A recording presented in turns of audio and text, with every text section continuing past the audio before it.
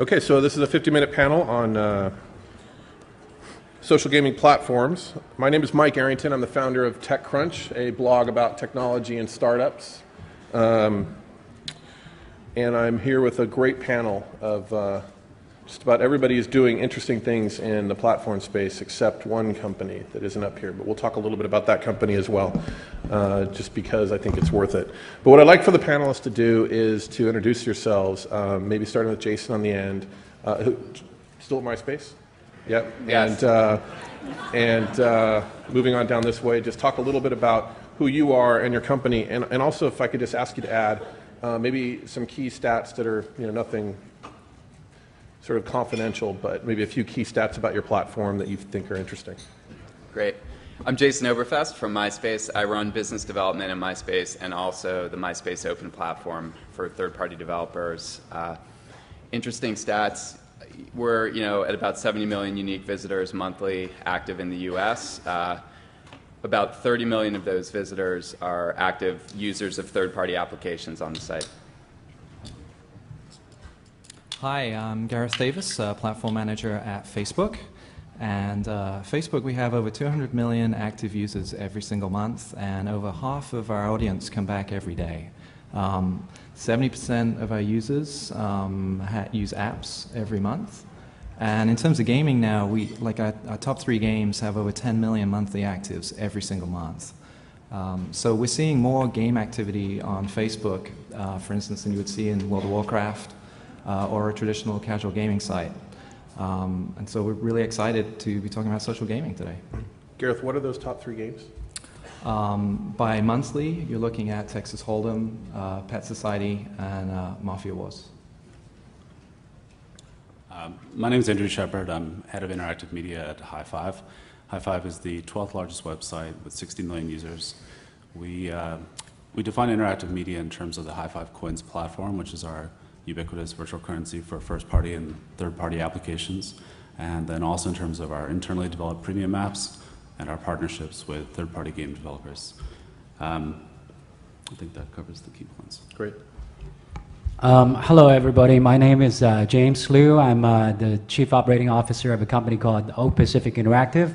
The short form for that is OPI. If you reverse OPI, it says IPO. So a lot of people are saying, we should do backdoor listing, but we don't.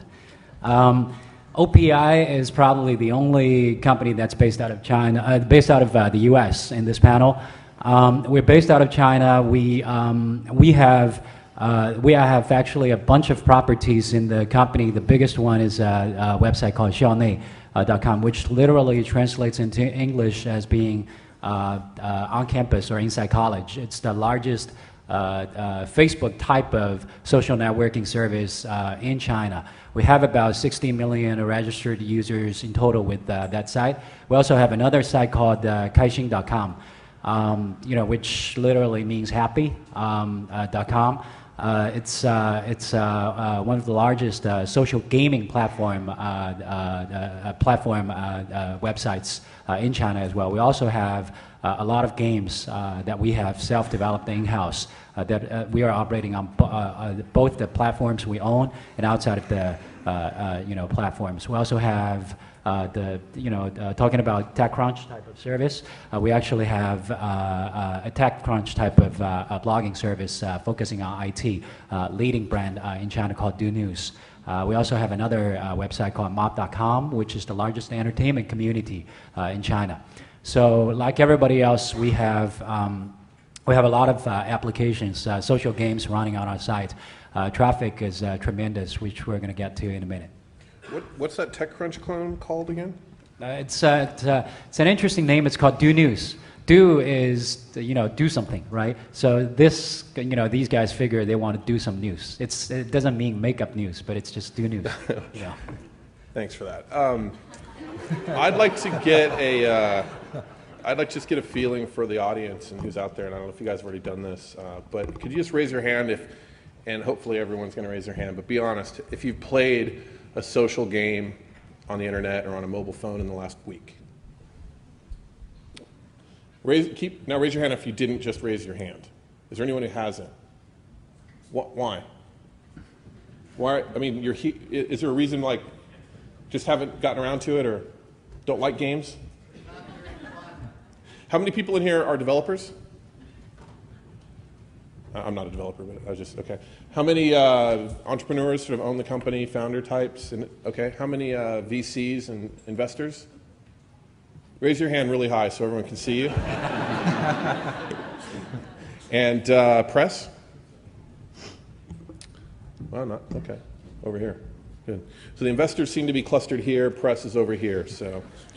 Guys, this is, the great thing about this panel is the platform covers everything, so I think we can sort of range across topics without any regard to what comes after this later today.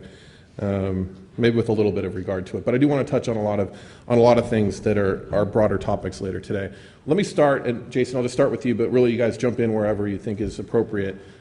First of all, what is a platform? From a social gaming perspective, what are the key buckets that developers and users need to have a successful gaming platform, in your opinion? I think it all starts with audience.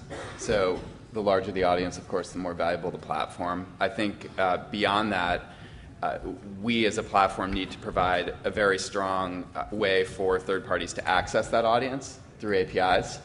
And we need to provide a really consistent and clear set of policies around use of those APIs, so developers can be convinced that they can build a sustainable business on the site. That's how I think of it. Any other big buckets? Even farther down the food chain. I mean, payments, for instance, necessary, you think, for developers to get excited about what's going on the platform? I'd certainly. I don't know if I'd say necessary, perhaps. Certainly valuable, it seems, to most entities that work on our platform or other platforms. Also, promotion and marketing services as well, I think, is an area that's really important. From Hi-Fi's standpoint, like, we're very much in line with that. I do think payments is a necessary piece of a platform. Ultimately, the way we break it down is you have to be able to deliver audience to the games that people care about. And if you do a good job of that, everyone's happy. But most importantly for the developers, you have to make their business sustainable. And so you have to have very strong incentive alignment with the developers to make sure that they can make games that generate profits and can grow. And ideally, let the developers do what they want to do, which is invest in more game development. So we believe our payment solution or third-party payment solutions are absolutely critical to the mix. From the Facebook perspective, it's really providing an audience to application developers. And there's some core technologies on Facebook that enable people to build social games. So the key, I think, is the social graph. So it's this idea that all of us have many friends on Facebook, people that we're connected to and want to share our experiences with and play games with. And that's what makes gaming on Facebook so compelling. In addition to the social graph, you have what we call real-world identities. So there's been this huge shift on the internet away from people wanting to be anonymous because they didn't want anybody to know anything about them, into people wanting to know exactly who they're interacting with and having as much information up there as possible. So this combination of the social graph and identity are really kind of the building blocks of the social network platform that enable people to make great social games. I agree with what everybody has said. The social graph and the audience is critically important. But in China, I guess, especially critical in China is a lot of developers haven't seen the kind of traffic that we have, we can provide to them. And most of, almost none of the other websites in China are open platform yet today, right? So from day one, when somebody uploaded an application onto Xiaonei, for instance, they're going to see so much traffic that a lot of times their servers are going to be crashed. They don't have enough bandwidth, and their technology that they use to develop the application is not going to support up to that kind of traffic, right? So we found ourselves spending a lot of time working and partnering with these guys, try to help them, figure out problems. A lot of times we actually help these guys host their applications on our servers and using our bandwidth, right? So there's a lot of support we provide to third parties, which is probably slightly different than the US.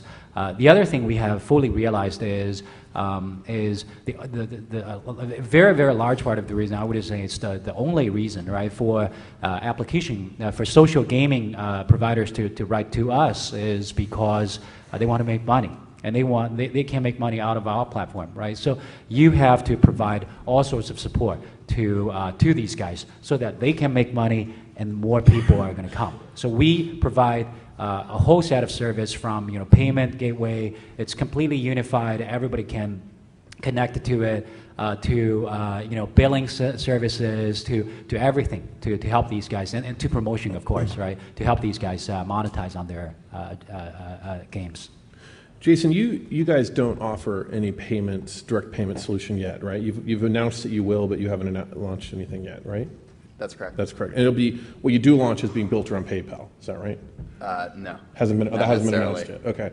So the two guys that have a payments platform talk about, and one of the buckets was payments. The two guys that don't have it yet didn't focus on it quite as much, which makes sense. Let me ask the audience and the developers in particular. Do you think that having a payments platform on the platform itself, a payments sort of function, is extremely important? Or do you think that companies are filling the void, like Mog is one of the ones I'm familiar with, and there's some competitors as well that do mobile payments, and lots of others. PayPal has their own service. What do you guys think? Just raise your hand if you think, are payments sort of one of the top 2 or 3 things that you look for, or no? So not many people raise their hand. Is that because you think you can make money through advertising, or you're doing this more for fun than... Really? It's sort of interesting. Why did anyone raise their hand? Well, certainly from the Facebook perspective, developers are free to monetize how they choose. So they can run ads, they can use their own third-party payment systems. Yeah. And so, on the last panel, we had 3 companies that are making lots of money by using those different technologies today. So from Facebook's perspective, we don't believe that a Facebook payment system is something that helps the ecosystem, but the ecosystem is already doing very well without one. At High Five, we take a different approach. I think with both reasonable business rationale or assumptions behind it, but we have a very unique user mix. We have perhaps one of the more geographically dispersed audiences for our site. And one of the early tenets of High Five, and part of the reason why it's become so successful, was its focus on localization. And that approach to localization is great from a content standpoint, and it's also very necessary from a payment standpoint. The way we approach payments on High Five is really on an optional basis. We think that the performance of High Five coins justifies the investment of no more than a week's time of integration. And the people that we're working with on that right now, Playdom, RockU, and soon an increasing number of developers, have had great success monetizing markets that people here in the US don't even consider. In terms of coins payments, Portugal, Romania, Thailand are all basically unlocked by pursuing High Five coins integration. And that's a very key point. And as the system continues to scale, we're approaching 100% growth rates month on month. It's very important to call out that what we provide to developers is a payment mechanism that helps them just get more value out of their user base, their traffic. And we're willing to invest in the things that benefit from economies of scale, specifically one-off payment partner integrations in smaller countries, markets that you might not think are lucrative, but in fact are quite. Let's jump away from this topic, maybe touch on it again later. I want to talk about what I sort of consider the sort of frame of all this, which is that when your platform's all first launched, and even this platform, a lot of the games that came out were previous sort of games that were just sort of bolted on to the platform and fun, but certainly didn't sort of leverage the network effect and the virality of social games, which can spread through the network effect and virally. How important is this, and what are your platforms doing to embrace this and help developers embrace the social graph in a good way, as opposed to the spammy sort of lots of messages way? Let's talk a little bit about that. Let's talk about the opportunity first, and we can talk about the costs. I think our goal is largely that the platform, by way of both the technology underlying the platform and also the policies around the platform, allow natural user behavior to occur. So if if users are receiving invitations to apps purely because someone on the other end of that invitation is being incentivized to do that, that's probably a bad thing. Yeah, but let's not talk about that yet, because that's clearly that's not as interesting to me as the games themselves. So I talked about the first round of chess applications that came out on the iPhone. The first sort of launched. You couldn't play against your friends. You had to play against a computer, or you had to both be on the same phone. And now there are games coming out, particularly on the iPhone and obviously on your platforms that sort of leverage that. So let's talk about that. Like, what are some of the successes that you've seen, and what are some of the tools you give to developers to really leverage that? I can provide a data point. Hopefully Rocky won't get upset, but we partnered with them, launched their application on High5, brand new product on High5. Who is that? Rocky with Rocky Pets. Yep. Great application, very strong engagement, a lot of fun. In 2 months, we made them the most popular open social app on High5.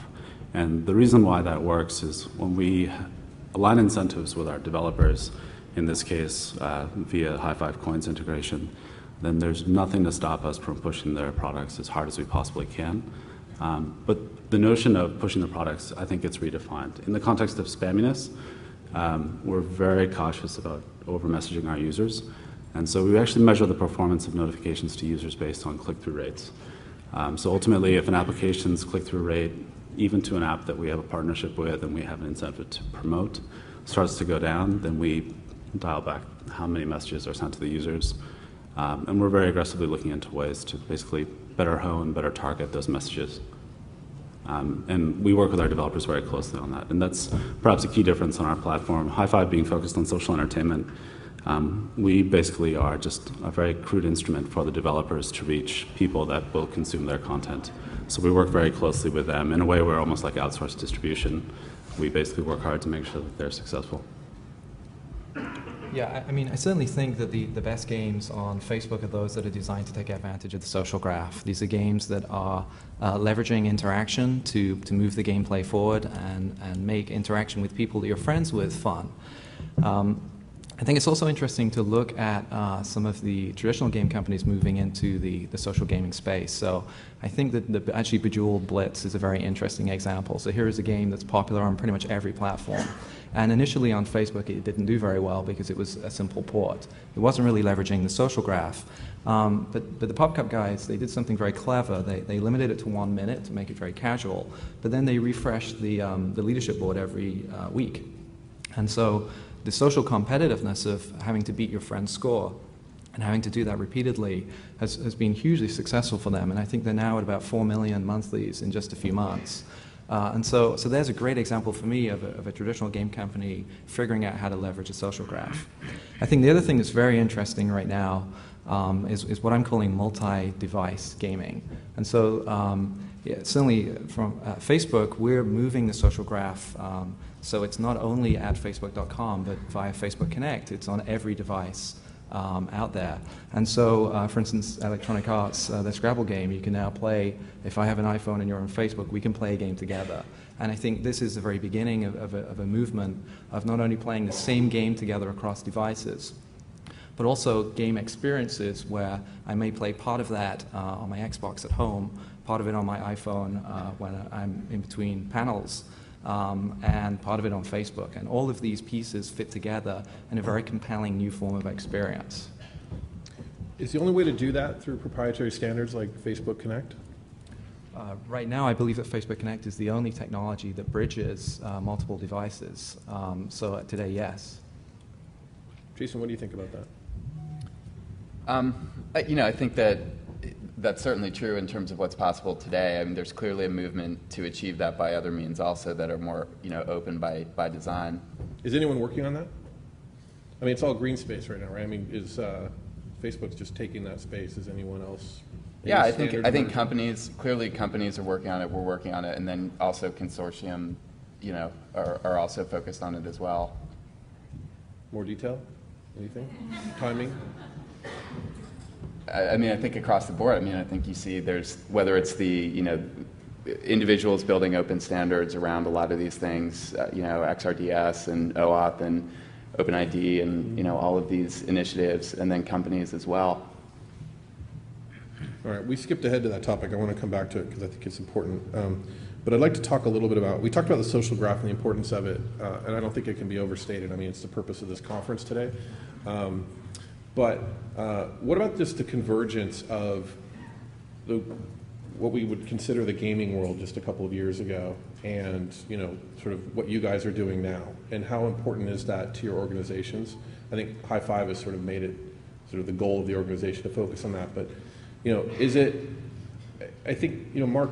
I think it was Mark Pincus in the panel right before said he hopes that everyone, or at least half the internet, is coming and playing a casual game every day or every couple of days. Sort of like they're logging into the social networks now. And do you guys, do you see that opportunity? Sort of, what do you think about this? I think, where we think about focusing is in areas that really contribute to the core value proposition of the site. So MySpace obviously has always been about self-expression. I think Mark or someone on the previous panel mentioned the importance of that.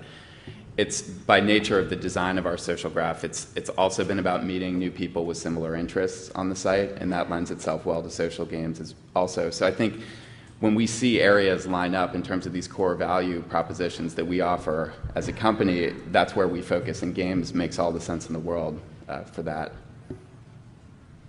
Yeah, I think this is a huge deal.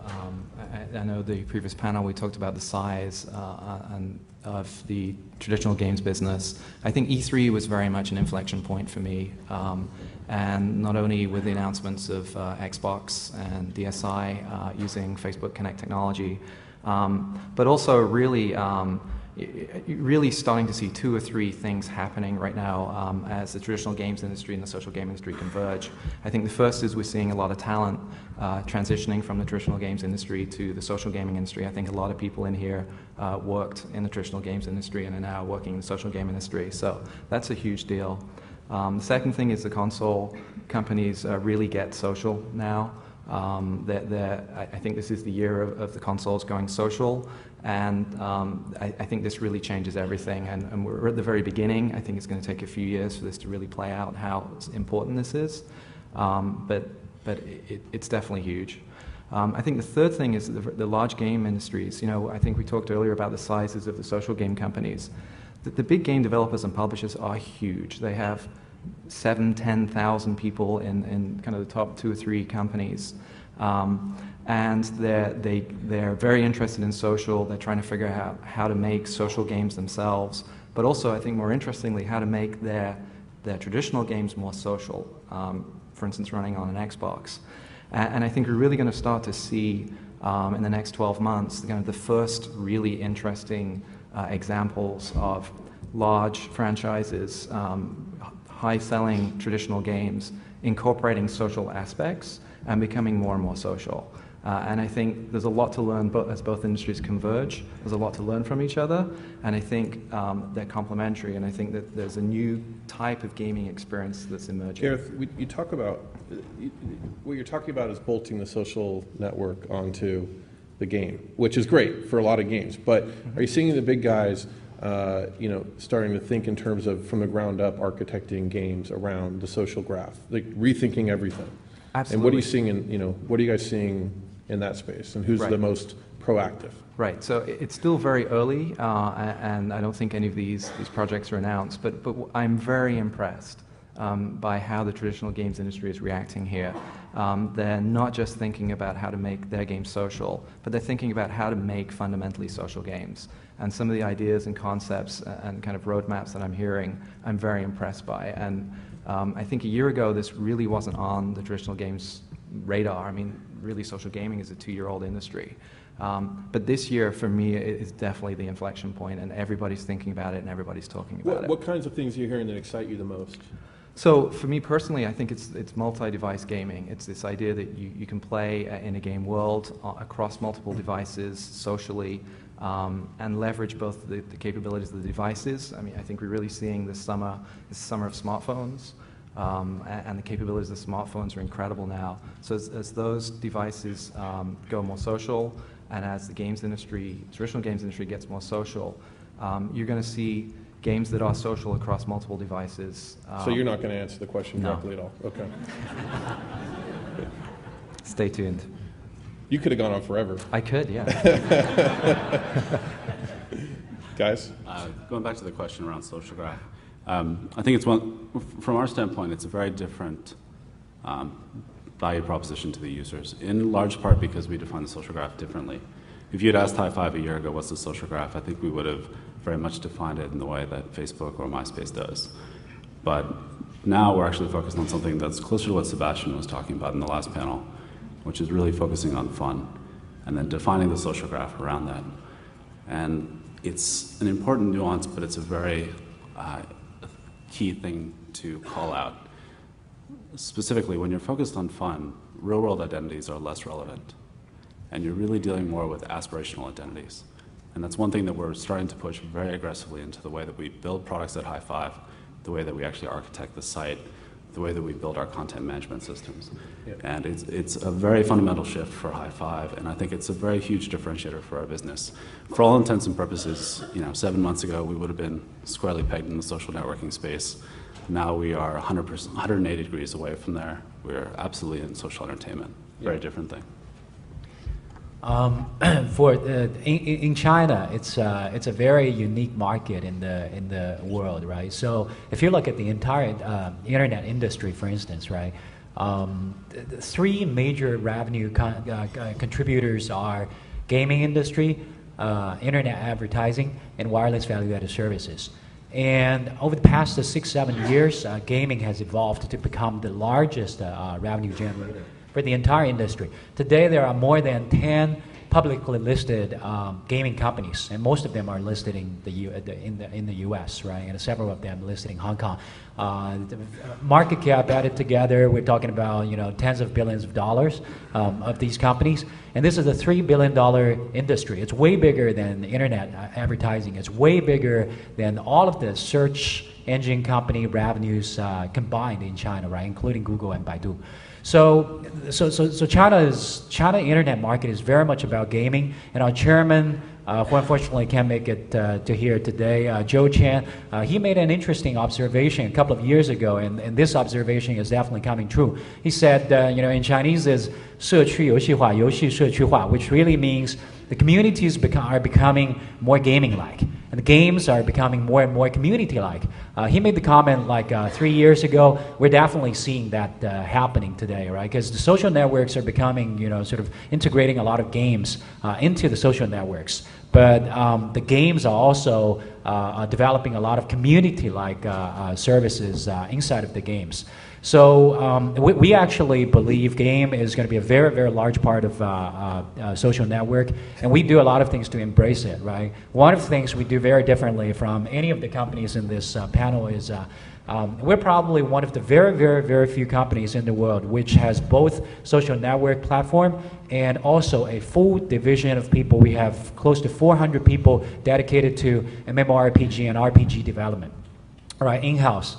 And we focus on a category called web browser-based games, web games. So the typical SLGs, the strategy simulation games, the MMORPGs, 2D MMORPGs. All of these games are completely web browser-based, thanks to the advancement of the browser and Flash technologies. And we integrate these games into our Xiaonei services, for instance, through the API, through the Open API program as well. Right? I assume that all of your games are focused on your internal audience in China. Is that right? Are you starting to see? No. We actually, well, so even though we are pretty big, we have a pretty big audience today in China. We still can't represent 100% of the Chinese audience, right? So well, you said your social network has, is it 60 million? For Xiaonei, 60 million. For Kaixing, we have 25 million. Okay. So in total, like 85 million. But in China, we're talking about 300 million internet users in total, right? So that's still a huge crowd out there we haven't yet reached. And therefore, all of these games are launched on Kaixing and Xiaonei, but they're also targeting the outside audience. So we did a lot of trial by combining MMORPG, for instance, with social platforms, and they're wildly successful. We did a lot of things. Very creative marketing, for instance, right? If you log into Xiaonei, right, likely you're going to see an a banner ad with your friend's picture embedded in the banner ad. right? Which tells you that one of your friends is actually challenging you in this game. Have you ever had to ban one of your own games for spamming your users? Where do you draw the line there? That's a very good question. We for MMORPGs, we don't do any email stuff. We are extremely careful about spamming the users and user experience, right? So what we do is very selectively, we actually watch your behavior. And based on your behavior, we decide you're more likely to play a game. And therefore, in the news feed, in the streams, we push something to there. For instance, your friend is challenging you, or this game is launched. You want to try to check it out, right? So it's a very subtle way. We are extremely careful because even though Chinese users are less sophisticated than the American users, nevertheless they are still very sensitive. I get the impression they're more sophisticated when it comes to a lot of stuff on the internet. For gaming, yes. For gaming, yes. But and for certain users, yes, they're pretty sophisticated. But the large majority of the users are still what they call naive users. We have a few minutes left. I want to ask a couple more questions, and then we're going to take questions from the audience. So get ready for those. I want to talk about standards at least a little bit because. We've got sort of the Facebook silo, and we've got the iPhone silo, and then we've got the Google Alliance silo. When does everyone play together in the same silo? And because that will help a lot with developers and users. I mean, I think you're already... I guess Facebook would say everyone's welcome to adopt Facebook Connect, right? Right. I think you're already starting to see some of that for sure. I think as the industry matures, that's going to happen. I mean, in areas like activity streams, there's already been a lot of collaboration happening, and I'm really optimistic. I think it's really important that there is more collaboration, and I think that'll happen this year. One thing that I have seen is that generally winners tend to keep the walls up, and Facebook has some definite walls up, and there's quite a few walls around this device. And that the number 2 players on, even though they might be really big, tend to keep the walls down. What will it take to get Facebook to rip their walls down? Well, actually, you're not the person I want to answer. Okay. I mean, or if you'd like to, but yeah, because your standard answer is the Zuckerberg answer is, well, as time goes on, we'll become more and more open. Is that still the answer? Well, let me paint the picture this way. In the games business, all the platforms are closed. Facebook is the only open game platform. Anybody in this room can develop a game for Facebook and publish it and have access to over 200 million monthly active users. So Facebook is an incredibly open platform. When compared to the traditional gaming platforms? Absolutely. Huh. So Just turn that around. You just turned it right around. You like that, huh? Yes. And you're actually right. Yeah. Right. Yeah. I'll shut up now. Right. No, it's great. No, I'm not saying anymore. I think one of the points you brought in, which I think is a very important issue to address, is the same issue that developers for consoles and the PC platform face, which is effectively how do you lower your production costs? How do you increase your distribution? So how do you lower your porting costs? And that's one thing that we're very focused on at High Five. I mean, we work with any number of the top open social app developers, and we're all in the same space. We're all startups. We're all running very quickly. There's not much time to spend like months working on integration. So we work very closely with the partners to make it as turnkey as possible. And I think that's ultimately what it comes down to. And there are a couple of different ways that we address that, but it goes down to just simple documentation or sample code on, all right, this is how you integrate High Five coins, this is how you plug into our viral channels, consulting advice on these are the channels that have the most efficacy for game developers in your genre, and then working with them to fine-tune the marketing copy. Another thing that High Five does, which is perhaps unique for the category, is we work with our partners to localize their content to get maximum reach with our user base. And the developer retains the rights to that translated IP because it's obviously their IP. So it actually creates a huge incentive for them to work with us to address markets that we're pretty much the only site in the world that can monetize those markets. So we basically untap those markets for our partners.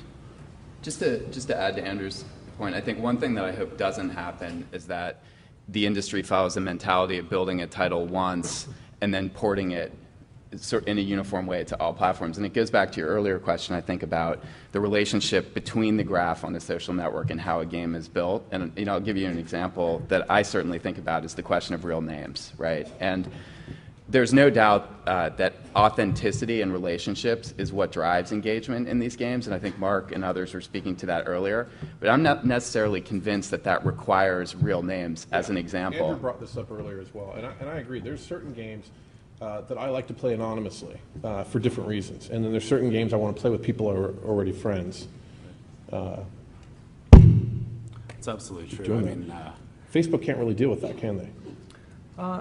I want to answer this two ways. I think the first is what we're seeing is this parallel to the shift on the internet away from being anonymous to being a real-world identity. We're seeing that in games as well. I mean, if you look at the success of social games on Facebook today with real-world identities, there are more people playing games on Facebook than there are on the traditional casual gaming portals. So playing games with real-world identities is hugely successful and hugely popular, and we believe there's a lot of growth there.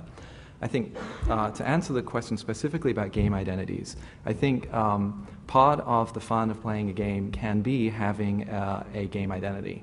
And I think the skill here is in mapping the two so that because every game identity is tied back ultimately to a real-world identity. And then it's a question of how you expose those identities to different audiences.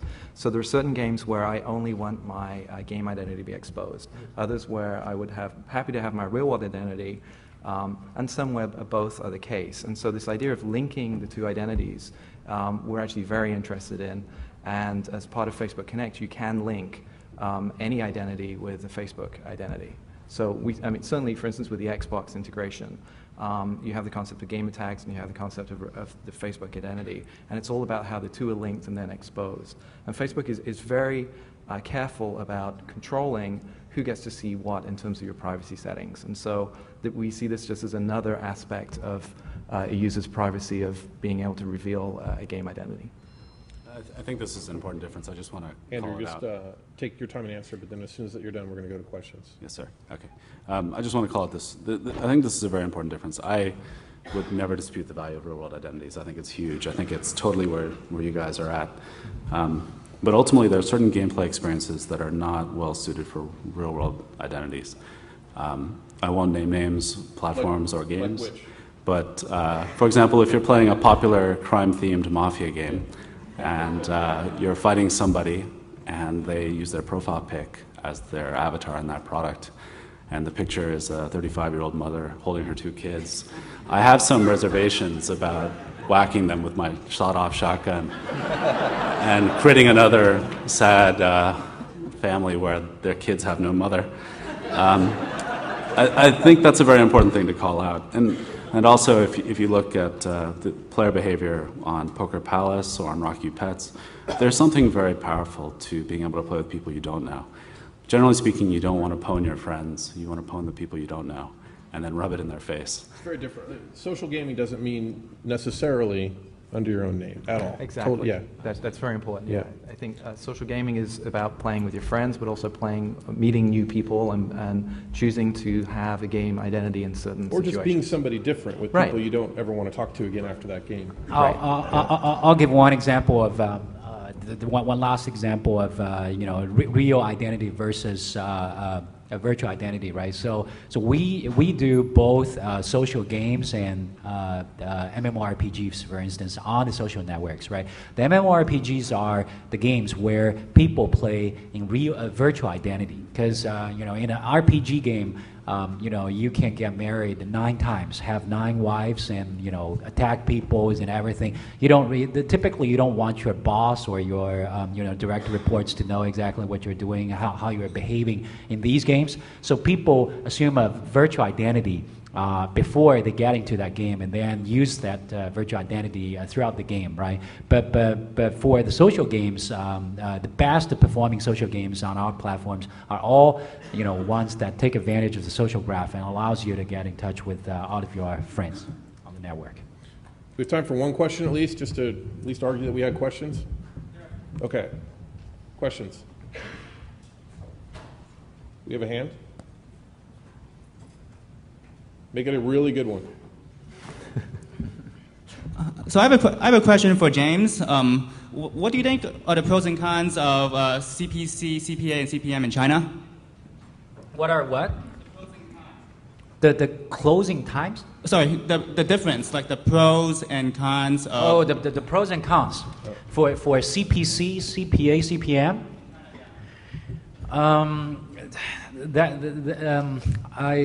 So let's put it this way. CPAs and CPAs are really good for e-commerce, right? So e-commerce, before e-commerce has taken off in the U.S., Google really wasn't quite what it is today. So e-commerce is what is going to be driving performance-based advertising. In China, e-commerce is up and coming. So it's not quite there yet. We do have, Taobao kind of C2C type of services, right? And we do have a bunch of other sites, doing B2C type of stuff. But it's way less mature than the U.S. And therefore, performance-based advertising, we're going to eventually get there, but it's going to take a while. So today, most of the advertising is still very much CPM and CPC, but advertisers are increasingly focusing on performance measurement, right? Another question? Right here. Hold on for the mic so you're recorded. Anybody know what time it is? 10 minutes. Yeah. Oh, thanks.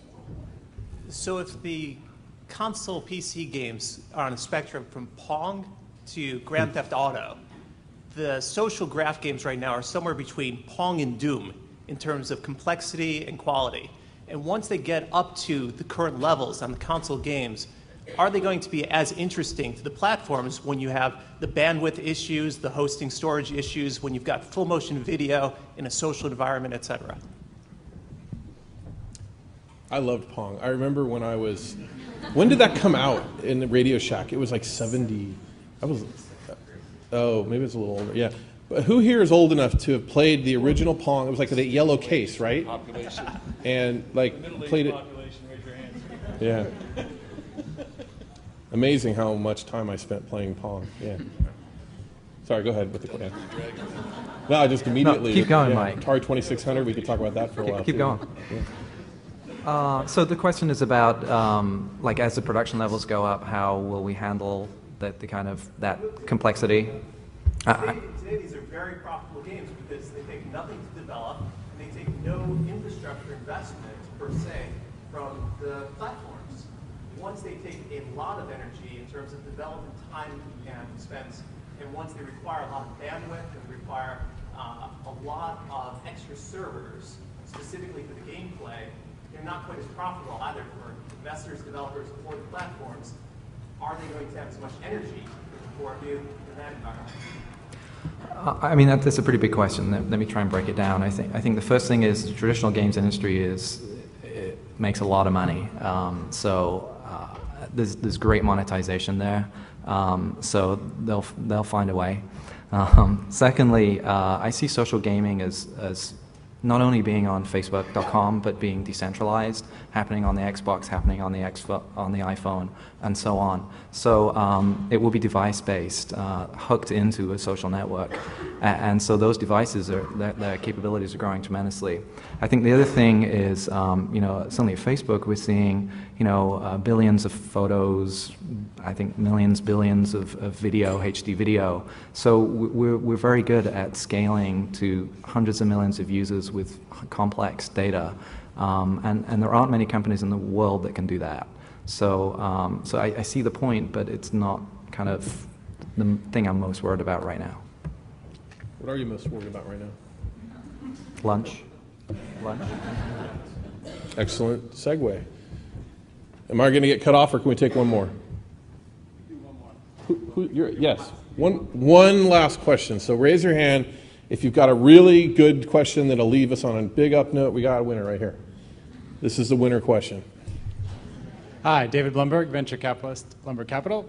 And the question is about virtual economies, managing the econometrics, the analytics, all that stuff. If you can't talk about yourself, about what you're doing, your strategy is going forward, talk about one of the neighbor companies on the panel. Thanks. What's the future? And the question is, you were talking about virtual economies, you said, yeah. Metrics. You might want to clarify the question for the panelists a little bit. Yeah. So people know about virtual goods, but once you start to get a lot of virtual goods, you might start to get inflation in your economy, wondering about price elasticities, all this kind of complicated econometrics issues, and managing that whole system. Most of you are large enough companies that you might think about developing it in-house, and yet you're specializing in other things, you're running very fast. You also might look to specialized vendors who are working on those kinds of things. Love to hear your thoughts. I'll just take a crack at the question first. In China is probably, again, given how online the RPG games are developing, right? It's probably today China's gaming revenue represents about close to 30% of the entire world's gaming revenue, and it's still growing at 50% a year. So this year, I think it's going to get to anywhere between 4.5 to $5 billion in total in terms of revenue of gaming industry. We have a team in-house, 400 people, dedicated to MMORPG development. It's amazing. We work very closely with these guys, and if you go there to their working space, you will see they buy a lot of books.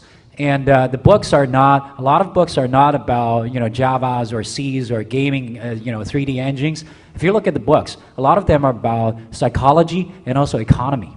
So these guys are, computer majors, PhDs from, top-notch schools, but they're studying the economics and economy now. Reason being, as you said, there's a lot of inflation in the society, and people get bored with the game if the system is not well balanced and not well managed. People here are pretty familiar with Second Life, but in China, there are a lot of games that have more than 1 million concurrent user. We're talking about 80 million concurrent user. 80 million concurrent user. That's like, I don't think it's replicated in any other parts of the world, right? So people dedicate a lot of time studying these How many concurrent? 8 million? 80 million. 80? 80. Your games in China? Not our games, but there are other That's people. like a significant portion of the entire population of the planet. At the very, very peak. At the very peak. Did you just make that up, like right on the spot? Do I look like somebody who make up news? What game? I want to. Yeah. That's twice. That's twice, and you will at some point pay for that. You guys. There are certain games. I'm not saying all the games, but but there are a lot of games that have more than 10 million concurrent users. More than 10 million. A lot of games that are more than 10 million concurrent users, and we ourselves, we actually have games that have hundreds of thousands of concurrent users today in our company, right? So. Sorry, 80 million, I'm actually not thinking clearly because I'm still jet lagging. 80 million, you should take, it should actually be 1 million. Sorry. So I was jet lagging. So 1 million or more. 1 million, but 1 million concurrent user is a lot of users still. See? It's because I asked the right questions. We got there. He did. 1 million concurrent user. A lot of games. So people dedicate a lot of time studying these. We're going to go with 1 million. and 1 million for now. And we're going to go eat lunch. If you guys hold this conference in China next year, I'll keep a clear mind. Thanks everyone. Thanks.